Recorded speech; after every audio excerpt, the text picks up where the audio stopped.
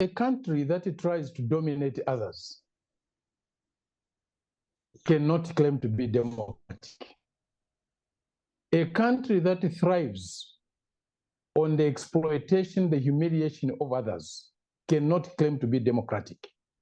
And a country that is dominated by others, that is humiliated by others, can also not be democratic. What is happening in Gaza is very clear.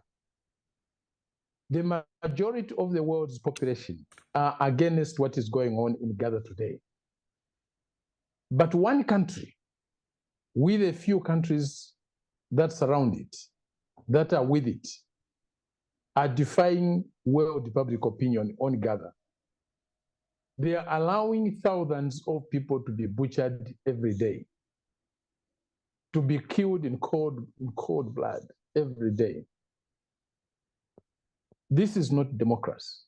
I think the West has received two huge shocks. The first was after the Russians began their special military operation in Ukraine, and the West imposed sweeping, comprehensive sanctions against Russia, and it expected the rest of the world to line up behind them. And it was a tremendous shock to the West that the global South, almost in its entirety, did not follow the West in imposing sanctions on Russia, not because they necessarily agreed with the actions that have been taken with Russia in that particular crisis, but because the blatant hypocrisy was too stark when compared with Iraq, with Palestine, with Syria, with Somalia, with Libya, and with so many other countries, and the global South, which is feeling increasingly emboldened because of the peaceful rise of China and because of the development of BRICS, because of the Belt and Road Initiative, and so on,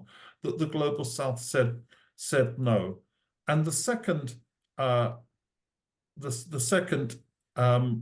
major change has been with the conflict in Gaza, when the whole world can see that all the fine principles that the United States espouses count for nothing in its determination to side with Israel, even if it places itself in almost unprecedented isolation within the international community. And by the international community here, I mean the real, actually existing international community, not the fictitious one that's comprised of the leaders of the United States and the leaders of a couple of other countries.